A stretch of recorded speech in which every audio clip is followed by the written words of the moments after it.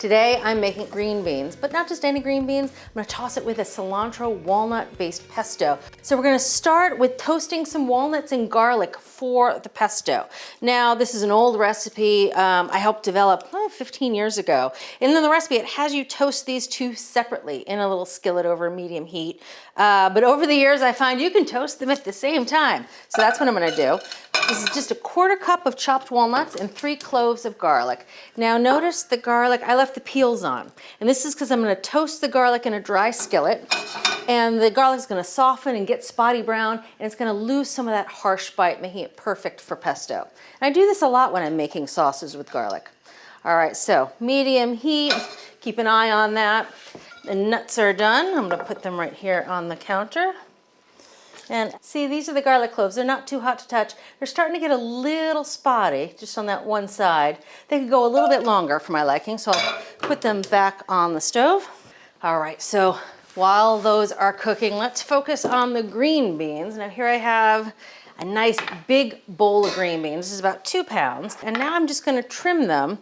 And there's always this debate between me and my mother about how to trim a green bean, because she thinks you should totally trim off this little tail end. And I think that little tail end is super cute. And so I don't trim it off. She thinks it looks unfinished. I think it looks rustic. But I'm cooking today, so I'm leaving it on. And I'm just gonna trim, looks like these already were trimmed at the store, but I'm just giving them a fresh cut. I like to line the beans up to be as efficient as possible. All right, so that's it for the green beans. And now it's time to make this cilantro pesto, which, as I mentioned, has a Russian name that I can't pronounce, but these flavors of cilantro and walnuts are very classic to the region of Georgia.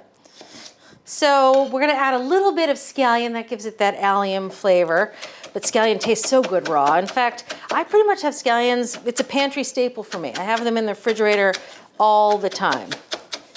And I add them to everything. I especially love it on eggs. Scallions on eggs, perfection. All right, so I know I'm putting it in the food processor, but I'm giving the scallion just a little bit of a head start so the blade can do its work and make it into a nice fine paste. Put that in the food processor. Here are those walnuts we toasted earlier. Add those to the food processor. So here's that toasted garlic. And you see the paper just falls right away. And the garlic, I don't know if you can see this, it takes on a different color. It looks a little bit more yellow and a little bit translucent. And it's just been steamed, so it's a bit softer. And again, the flavor is just really nice and mild. Perfect if you're using raw in a sauce. So I'm gonna give it a quick press before I put it into the food processor.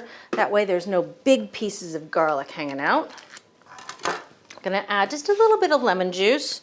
I think the old recipe that I developed this was about 4 teaspoons of lemon juice, but I've stopped measuring lemon juice somewhere along the way because I always like things pretty lemony. So that looks like about 4 teaspoons. It's about half a lemon. All right, next we're gonna add some olive oil, 1/2 cup of olive oil. You just want to use your good everyday olive oil here. This is not a place to bring out your fancy olive oil because the blades of the food processor will aerate that oil and can make some of the fancier oils turn a bit bitter. So just your everyday olive oil is perfect here. And last but not least, a whole bunch of cilantro. We want a whopping 2.5 cups. And there's no reason to trim off the stems. The stems taste really good here. And usually I eye it. I mean, how do you really measure herbs in a cup anyway? Well, this is what I do. I kind of pack them in there. Yeah, it looks like about a cup. So this can take about 2 bunches of cilantro. There we go. And we're just gonna pulse it to make pesto.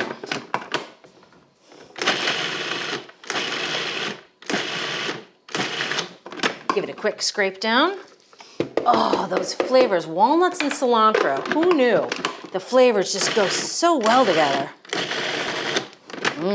All right, let's take a little taste, see if it needs some more. It's good. It doesn't have any salt and pepper. Forgot to add that completely. All right, a good amount of salt, a little bit of pepper. Ooh, let's give it another quick blend here.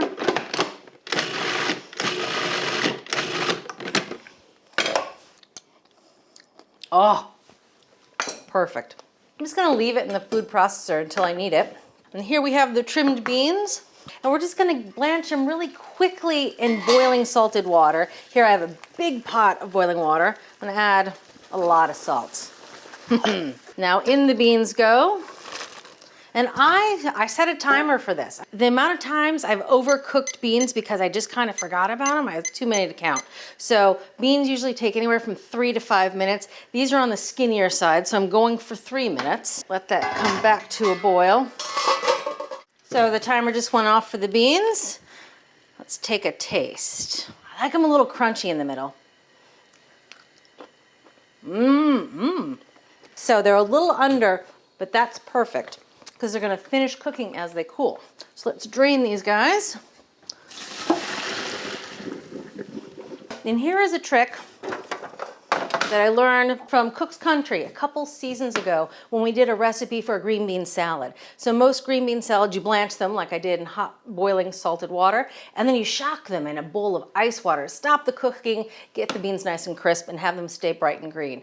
Well, this Cook's Country recipe didn't do that, which I loved because I hate doing water baths. I think they're a mess and a real pain. What they did instead is they just spread the beans out on a rimmed baking sheet and let them come to room temperature, cool off, finish cooking, and it's so easy. So here are the green beans we cooked earlier. Onto the beans goes all this gorgeous pesto. I know I'm taking my time really to scrape this bowl here. Here we go. Oh, these beans are good all year long. They're just a nice, elegant way to serve a green bean with just a slightly different flavor profile. And I love serving them at room temperature. It just makes it really easy to plan dinner if everything's at room temperature, and I think they taste a little better at room temperature. And that is it. Dinner is served. Here, let's have a little taste. Cilantro and walnuts. What a combination. Thanks for watching. What'd you think? Leave a comment below and let me know what you're excited to cook this week. And while you're at it, hit that subscribe button. You can get today's recipes and more for free at our website, americastestkitchen.com/JuliaAtHome.